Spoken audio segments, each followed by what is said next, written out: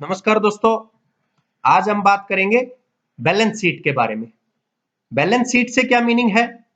जो किसी ऑर्गेनाइजेशन की या किसी इंडिविजुअल की जो फाइनेंशियल कंडीशन शो करता है, फाइनेंशियल पोजीशन शो करता है एक पर्टिकुलर डेट पे, एक पर्टिकुलर डेट के अकॉर्डिंग, तो उसको हम क्या बोलेंगे? Balance sheet. जो बैलेंस शीट होती है ये दो पार्टों में बनती है। हम लोग इसको टैली पे बनाते हैं या फिर इसको एक्सेल सीट में बनाते हैं। तो ये दो पार्ट्स में बनती है। तो पहला जो लेफ्ट हैंड साइड पार्ट होगा उसको तो बोलेंगे लाइबिलिटीज। लाइबिलिटीज से मीनिंग क्या है? रेस्पॉन्सिबिलिटीज, दायित्व जो होता है। दूसरा क्या होता है?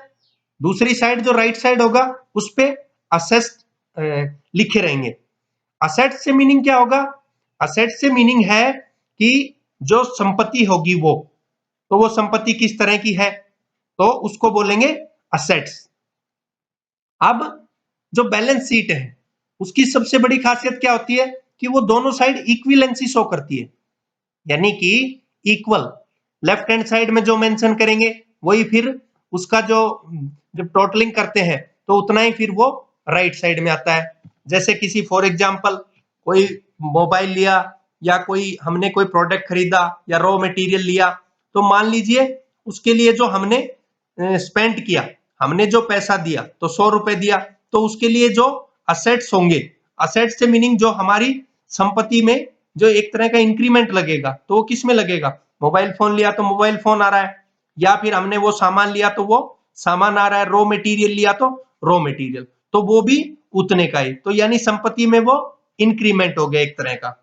तो यहाँ पे हम बात करते हैं कि लेफ्ट हैंड साइड में जो लाइबिलिटीज होती हैं, जो रेस्पॉन्सिबिलिटीज होती हैं, वो क्या क्या होती हैं। जो भी कोई ऑर्गेनाइजेशन है या जो भी कोई पर्सन इंडिविजुअल वर्क कर रहा है, एज ए बिजनेस कर रहा है, तो सबसे पहली बात आती है जैसे लोन्स की, तो उसकी क्या रेस्पॉन्सिबिलिटीज है, उसका क्या दायित्व है? उसका दायित्व है कि वो अपने जो लोन्स है जो उसके ऊपर खड़े हैं एक तरह से, तो उनको वो कंप्लीट पे करे। लोन उस पे जो बाकी है तो वो अपना लोन चुकता करने की कोशिश करे। तो ये लाइबिलिटीज होती है। जो वो बिजनेस कर रहा है, जो भी वो एंटरप्रेन्योर है, तो उसको अपने वो लोन्स जो है वो कंप्लीट करने चाहिए। तो इसमें ये बैलेंस शीट क्या शो करेगी? बैलेंस शीट शो करेगी कि वो लोन खड़ा है और उसकी लाइबिलिटीज क्या होनी चाहिए, क्या होती है लाइबिलिटीज कि वो उनको चुकता करे। दूसरा क्या है? सनड्राई क्रेडिटर्स। अब सनड्राई क्रेडिटर्स से मीनिंग क्या है कि जो लेनदार हैं उनका जो बकाया है, तो उसकी रेस्पॉन्सिबिलिटी क्या है कि उनका वो भी चुकता करे। तो ये चीज भी शो करती है हमारी बैलेंस शीट। बैलेंस शीट में रहेगा सनड्राई क्रेडिटर्स की, लेनदारों की डिटेल रहेगी कि कौन कौन लेनदार हैं। नेक्स्ट है सिक्योरिटी डिपॉजिट।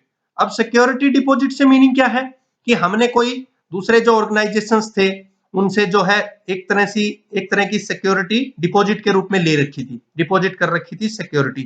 अब वो सिक्योरिटी अगर है, उनसे किसी तरह का कोई संबंध टूट गया है या वो आगे करंट में हमारे साथ जो है वर्क नहीं करना चाहते, तो बेसिक फंक्शन क्या होगा, बेसिक लाइबिलिटीज क्या होनी चाहिए, दायित्व क्या होता है कि वो उनको डिपॉजिट करे, वापस दे।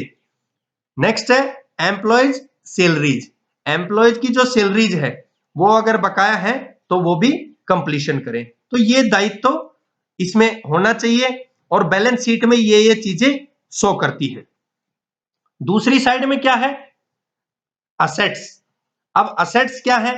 जो जो वो उसकी संपत्ति होगी, वो जैसे बिल्डिंग है, अब ये फिक्स टाइप असेट्स है, इक्विपमेंट्स है, या उसने कोई इन्वेस्टमेंट कर रखी है लॉन्ग पीरियड के लिए, या फिर सन्ड्री सन्ड्राई डेबिटर्स।